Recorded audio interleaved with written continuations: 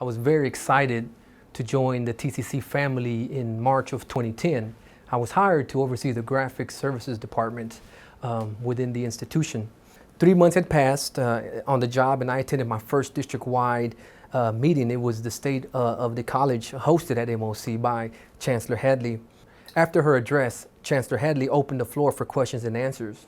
At that time, she shared the story where she had co-presented at an event with the UTA president and was overlooked because the UTA president introduced their mascot, and the children were entranced the whole time with him during this presentation. It was then and there that she said TCC needs a mascot.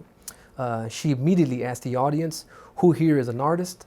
Of course, me being the art advocate that I am, I raised my hand proudly, and unbeknownst to me, what would the chain of events that would happen next.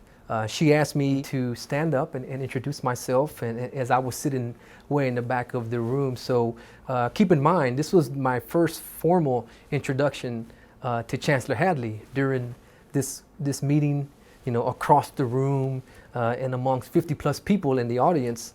Once I mentioned who I was and what department I worked for, Chancellor Hadley asked the audience, did anyone knew who I was?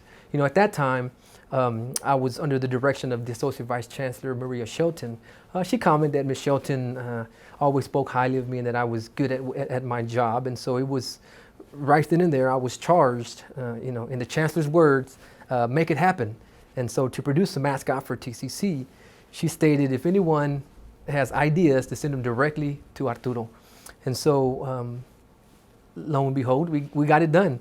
And so it was a team effort, brought a team together, and we got it done. And in August of 2011, the mascot was introduced at the Chancellor's Employee Appreciation Breakfast, and Toro was well received. It got some great response. It gives me great pleasure to see Toro, the trailblazer, embraced by the TCC community.